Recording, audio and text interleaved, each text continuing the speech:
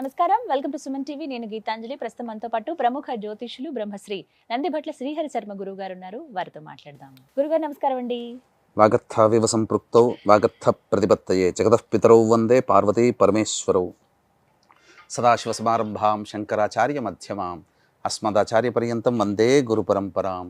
ఆదిత్యాయ చ సోమాయ మంగళాయ బుధాయ చ గురుశుక్రశనిభ్యశ్చ రాహవే కేతవే నమః. శృంగేరి జగద్గురు పీఠాధిపతులకి, కంచి పీఠాధిపతులకి నమస్కారములు తెలియజేసుకుంటూ కార్యక్రమాన్ని ప్రారంభిద్దాం.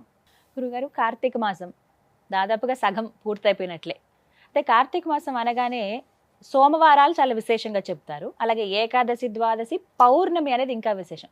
అసలు మాసం అంతా చేసినా చేయకపోయినా ఒక్క పౌర్ణమి రోజు ఉపవాసం ఉండి ఒత్తులు వెలిగించి ఆలయానికి వెళ్ళి అక్కడ కాసేపు గడిపి ఆ రోజు అంతా పూర్తయిన తర్వాత ఉపవాసాన్ని విరమించి ఇక చాలు, ఇంకా సంవత్సరం అంతా మనం పూజ చేసుకున్నటువంటి భాగ్యం అని అందరం భావిస్తామండి. అయితే మీరు ఒక మాట అన్నారు లాస్ట్ టైం వీడియోస్ చేసేటప్పుడు, పౌర్ణమి ఎంత విశేషమో అంతకు మించిన విశేషమైన రోజులు ఇంకా ఉన్నాయమ్మా కార్తీక మాసంలో అన్నారు. వాటి గురించి ప్రత్యేకంగా ఒక వీడియో చేద్దామని. అయితే ఇంకా ఆ రోజు ఇప్పుడు ఉందా అండి, లేకపోతే 15 రోజుల ముందే పూర్తయిందా? ఆ వివరాలు తెలియచేయండి. ముందుగా వీక్షించేటువంటి సుమన్ టీవీ ప్రేక్షకులకి గమనిక, ఈ కార్తీక పౌర్ణమి సందర్భంగా ఊరు వాడవాడల అందరూ కూడా భక్తి ప్రపత్తులతో దీపారాధన, ఈ యొక్క ఈశ్వరుని ఆరాధన అనేటువంటిది చేస్తూ వచ్చారమ్మా. అవును. కానీ పంచాంగములు తిరిగేస్తూ ఉంటుంటే ఈ కార్తీక సోమవారాల మీద దృష్టి పెట్టినప్పుడు ఒక అద్భుతమైనటువంటి విషయం కనబడిందమ్మా. అంటే ఈ క్రోధినామ సంవత్సరం ఈ కార్తీక మాసానికి మాత్రమే పరిమితమైనటువంటి రోజుగా చెప్పవచ్చని నా పరిశీలనలో. ఎందుకనంటే శివ పరివారానికి సంబంధించినటువంటి అందరికీ సంబంధించి కలిసి వచ్చే రోజు ఒక రోజు. అంటే ఈశ్వరుడు, అమ్మవారు, వినాయకుడు, కుమారస్వామి, వీళ్ళందరికీ కూడా ఈ శివ పరివారమే కదమ్మా. ఈ నలుగురే శివ పరివారం. ఈ శివ పరివారానికి సంబంధించి అన్నిందరికీ కలిసి వచ్చిన దేవతారాధన కలిసి వచ్చిన ఏకైక రోజు ఇప్పుడు రాబోతుంది 18వ తారీఖు, 3వ కార్తీక సోమవారం. 3వ కార్తీక సోమవారం. ఎందుకనంటే అమ్మవారికి అంటే గౌరీదేవి తిథిగా అనగా అధిపతిగా ఉన్నటువంటి తిథి ఏంటి? తదియ తిథి. తర్వాత సోమవారం, కార్తీక సోమవారం ఈశ్వరుడు. మళ్ళీ ఈశ్వరునికి ఇంకొక ప్రత్యేకత ఉంది. ఆ రోజున ఉన్నటువంటి నక్షత్రం ఏంటమ్మా? మృగశిర నక్షత్రం. మృగశిర నక్షత్రానికి అధిపతి ఎవరు? కుజుడు. కుజునికి అధిష్టాన దేవత మళ్ళీ సుబ్రహ్మణ్య స్వామి. అంటే ఇక్కడ సుబ్రహ్మణ్య స్వామి యొక్క సంబంధం కూడా వచ్చి చేరింది. ఇక 4వది వినాయకుడు.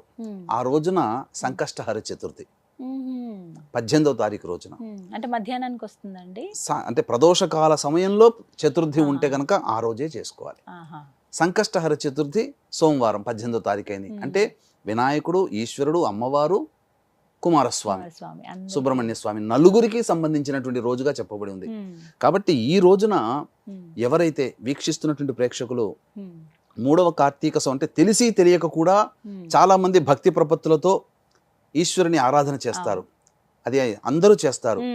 కానీ ఇప్పుడు మనము చెప్పబోయేటువంటిది తెలుసుకొని ఇంకా కొంత సమయం మన దేవతారాధనకి గనక వెచ్చించుకుంటే మరింత పుణ్య ఫలితము.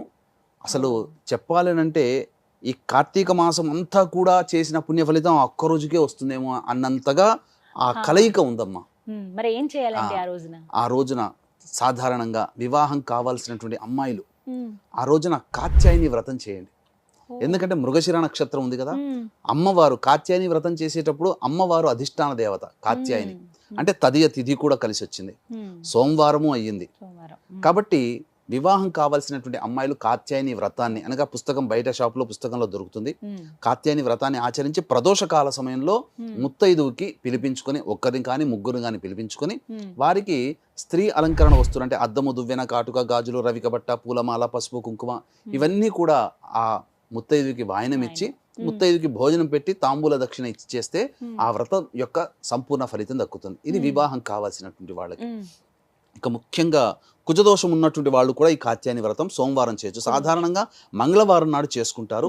కానీ ఈ సోమవారం, కార్తీక సోమవారం మృగశిర నక్షత్రము తదియ తిథి కూడా ఉన్నటువంటి కారణం చేత ఆ విధంగా చేయండి. ప్రదోష కాలంలో ముత్తైదుకి దానం ఇవ్వడం. ఇక ఆ రోజున కార్తీక సోమవారం కదా, బ్రహ్మ ముహూర్తం లేచి చక్కగా ఈశ్వరుని చిత్రపటం అంటే చిత్రపటం ఎలా ఉండాలంటే శివ పరివారం ఉండాలి, స్వామి ఉండాలి, అమ్మవారు ఉండాలి, పక్కన ఒక వినాయకుడు, ఇంకొక పక్కన కుమారస్వామి, వీళ్ళందరూ వాహనములతో సహా చిత్రపటం ఉన్నప్పుడు ఆ చిత్రపటానికి గన్నేరు పూలతో కానీ మల్లె పూలతో కానీ ఇలా ఏదైనా కానీ పుష్పించే పూలమాల వేసి చక్కగా శివ సహస్రనామము, గౌరీ సహస్రనామ పారాయణం చేయాలి. తర్వాత వినాయక అష్టోత్తరము, కుమారస్వామి అష్టోత్తరము, సుబ్రహ్మణ్య అష్టోత్తరం 3 సార్లు పారాయణం చేయాలి. తర్వాత వడపప్పు, పానకము ఇవన్నీ కూడా నైవేద్యం పెట్టాలి, చలివిడి కూడా నైవేద్యంగా పెట్టాలి. ఇక కుజదోషంతో బాధపడుతున్నటువంటి వాళ్ళు సుబ్రహ్మణ్య స్వామి అనగా శివాలయానికి చేరుకుంటే ఆ శివాలయంలో శివ పరివారం అంతా ఉంటారు. గణపతి ఉంటాడు, సుబ్రహ్మణ్య స్వామి ఉంటాడు, అమ్మవారు ఉంటాడు, ఈశ్వరుడు ఉంటాడు. ఆ రోజున చక్కగా అర్చనాభిషేకాదులు ఆ దేవాలయంలో గోతనామాలతో జరిపించుకోవడం ద్వారా వాళ్ళ సంకల్పం అనేటువంటిది అతి శీఘ్రముగా నెరవేరుతుందమ్మా. ఈ శివ పరివారం సంబంధించిన అన్ని కలిసిన రోజు ఆ ఒక్క రోజే ఉంది, 18వ తారీఖు. ఇక మరొక్క విశేషం ఏంటంటేనమ్మా, ప్రదోషకాలం సాయంకాలం 6:30 కల్లా తదియ వెళ్ళిపోతుంది, చవితి వస్తుంది. ఆ తరువాత మధ్యాహ్నం 3 గంటలకల్లా మృగశిర నక్షత్రం వెళ్ళిపోతుంది. అంటే ప్రదోషకాల సమయానికి సూర్యాస్తమయం 6:03, 6:04 ఉంది. ప్రదోషకాల సమయానికి శివుడి నక్షత్రమైనటువంటి ఆరుద్ర నక్షత్రం ఉంది. ఇంకా విశేషం అమ్మా సోమవారం. కాబట్టి ఈ ప్రదోషకాల సమయంలో ఎవరైతే ఉపవాసం అనగా పూర్తిగా ఆ రోజంతా ఉపవాసం ఉంటే మహాపుణ్యం అమ్మ. ఉపవాసం ఉండి ఈశ్వరుడికి అన్నాభిషేకం చేయించండి. చాలా ఆరుద్ర నక్షత్రం ఉన్నప్పుడు చేస్తారమ్మా. పైగా ప్రదోషకాల సమయంలో సోమవారం ఉంటుంది ఆరుద్ర నక్షత్రం. కాబట్టి దేవాలయంలో చేయగలిగే అవకాశం ఏంటంటే భగభగమండే అన్నముతో కాదమ్మా, అన్నముని పూలలాగా ఉండాలి. అంటే గంజి వారిస్తే చక్కగా వస్తుంది. మనం ఇంట్లో ప్రెషర్ కుక్కర్ లో పెట్టుకుంటే ముద్ద అవుతుంది. గంజి వారిస్తే చక్కగా పలుకులుగా వస్తుంది. కాస్త ఆరబెట్టి చల్లబడ్డ తర్వాత గోరువెచ్చగా మరీ వేడిగా కాకుండా ఆ ఉన్నటువంటి దాంట్లో అన్నాభిషేకం చేస్తే ఆ ఈశ్వరుడు ఆరుద్ర నక్షత్రము సోమవారము ఆ కలిసి వచ్చిన రోజు మాత్రం ఇంకా మళ్ళీ రేదమ్మ. అంతటి పవిత్రమైనటువంటి రోజుగా చెప్పబడి ఉంది. ఇంకా ఆ రోజున గనక అంతా ఉపవాసం ఉండి సాయంకాల ప్రదోషకాల సమయంలో చిన్న పని గనక చేస్తే సాక్షాత్తు ఈశ్వరుని కటాక్షం లభిస్తున్నాము. ఏంటి గురువుగారు? తప్పకుండా వీక్షించేటువంటి సుమన్ టీవీ ప్రేక్షకుల గమనిక, ఈ యొక్క కార్తీక మాసం ఆఖరి సోమవారం నవంబర్ 25వ తారీఖు రోజున తండ్రి వైపు 6 తరాలు తల్లి వైపు 3 తరాల్లో కుటుంబంలో ఏవైనా దుర్మరణాలు ఉంటే అవి పితృదోషంగా చెప్పబడి ఉంటుంది. ఈ పితృదోషానికి గోకర్ణ క్షేత్రంలో నవంబర్ 25వ తారీఖు రోజున చేయించడం జరుగుతుంది పితృదోష నివారణ పూజలు. వీటి వల్ల కుటుంబ సభ్యుల మధ్య అవగాహన ఉండకపోవడం, పెళ్లిళ్ళు కాకపోవడం, సంతానం కలగకపోవడం, ఏ పని పూర్తి కాకపోవడం, ప్రతిదీ కూడా ఆలస్యం అవడం అనేటువంటిది జరుగుతుంది. ఈ అవకాశాన్ని ప్రేక్షకులు చక్కగా వినియోగించుకోగలరు. ఏం చెయ్యాలి ఆ సమయానికి అని అంటే అమ్మా, నిజంగా చెప్పాలంటే ఆరుద్ర నక్షత్రం అంటే సాక్షాత్తు శివ నక్షత్రం, పైగా సోమవారం నాడు కలిసి వచ్చింది. కాబట్టి చంద్రమండలంలో ఆకాశంలో చంద్రుని చూడాలమ్మా.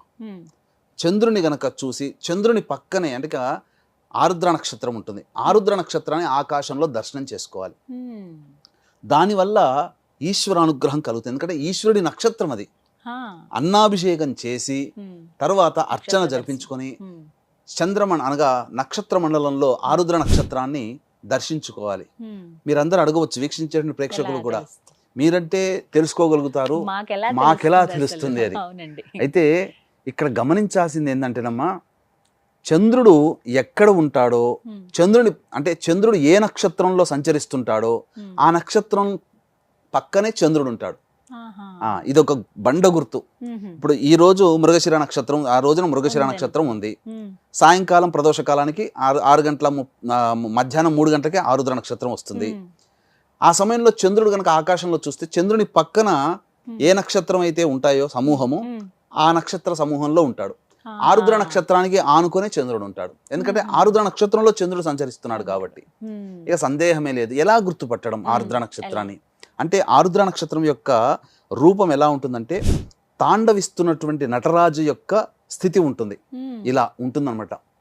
కాబట్టి మీకు ఆకాశంలో చూస్తే ఎక్కడైనా కానీ ఒక 3 చుక్కలు, 1, 2, 3, ఒక్కొక్క చుక్కకి మధ్య సమాంతరమైన డిస్టెన్స్ ఉంటుంది. ఆ 3 చుక్కలు ఒకే రేఖ మీద ఉంటుంటాయో అదే ఆరుద్ర నక్షత్రం. అంటే ఆరుద్ర నక్షత్రం చాలా నక్షత్రాల సమూహం.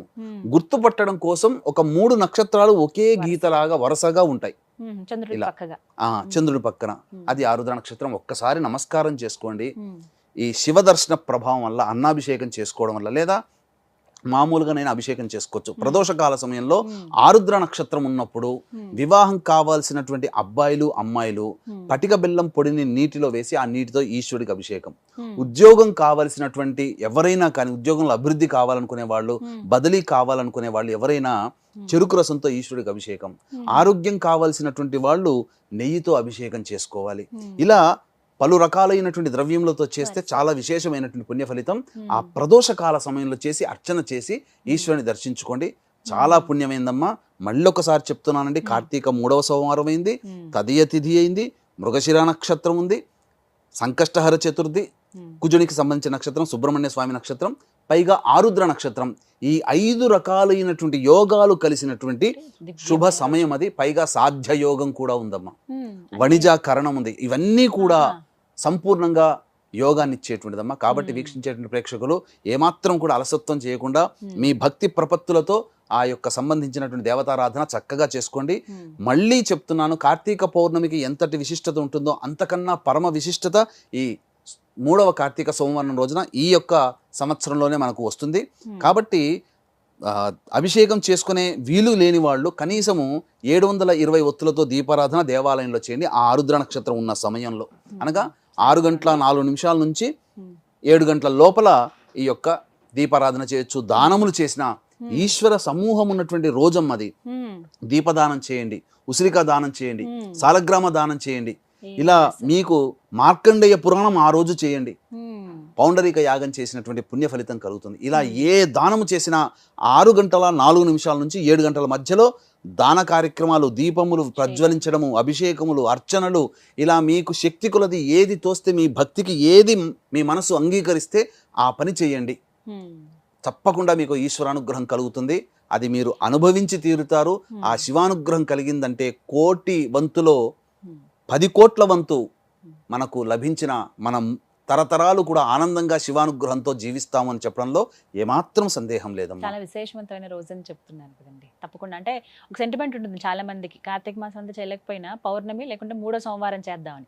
అలా చేద్దాం అనుకున్న వాళ్ళకి ఇంకా మీరు ఇంకా చాలా మంచి మాట అన్నారు, నాకు తట్టలేదు ఈ పౌర్ణమి రోజున. ఎందుకంటేనమ్మా, పౌర్ణమి రోజున ఊరా వాడవాడాలు అందరూ చేస్తారు, కానీ చేయలేని వాళ్ళు కూడా చాలా మంది ఉంటారు. ఆ రోజు ట్రైన్ లో ఉండేవాళ్ళు, ఆడవాళ్ళు మగవాళ్ళు వేల మంది, ఫ్లైట్ లో ఉండేవాళ్ళు, బస్సులో ప్రయాణం చేసేవాళ్ళు, సొంత వెహికల్స్ లో ప్రయాణం చేసేవాళ్ళు కార్తీక పౌర్ణమి రోజున చేయలేరుగా. అయ్యో ఆటంకాలు వచ్చిన వాళ్ళు, ఆడవాళ్ళకి ఋతుక్రమం ఆటంకాలు వచ్చి, లేదా ఎవరైనా మరణించి వచ్చి మహిళా సందర్భంలో ఉండి ఆ రోజు చేయలేని వాళ్ళందరికీ కూడా ఈ 3వ కార్తీక సోమవారం నాడు గనక చేస్తే అద్భుతమైన ఫలితం అమ్మా. ఎందుకనంటే శివ పరివారము, శివ సమూహము, శివ కుటుంబము అంతా ఒక్క రోజున చేరినటువంటి రోజమ్మది. మళ్ళీ 4వ సోమవారం లేదు. ఇప్పుడు మాటలు అన్నారు మైలని, కొంతమందికి సంవత్సరం మైలు ఉంటుంది కదండి, అలాంటి వాళ్ళు చేసుకోవచ్చు. పితృదేవతల్ని ఉద్దేశించి దీపారాధన చేయొచ్చు, పితృదేవతల్ని ఉద్దేశించి దానాది కార్యక్రమాలు చేయొచ్చు, తప్పులేదు. అది మొత్తానికి విశేషవంతమైన, చాలా చక్కగా చెప్పారు గురుగారు. ఈ విషయం అయితే తెలియదు మాకు ఇప్పటి వరకు. మామూలుగా 3వ సోమవారం చేసుకుందాం అనుకున్నాం, కానీ ఇంత విశేషం కాబట్టి ఖచ్చితంగా అందరూ ఆచరిస్తారు. ఆ రోజున ఉపవాసం చేయటం కానీ, అభిషేకాలు చేసుకోవటం, ఆరుద్ర నక్షత్ర దర్శనం అనేది. నమస్కారం గురుగారు. సర్వం శ్రీ ఉమామహేశ్వర పరబ్రహ్మార్పణమస్తు.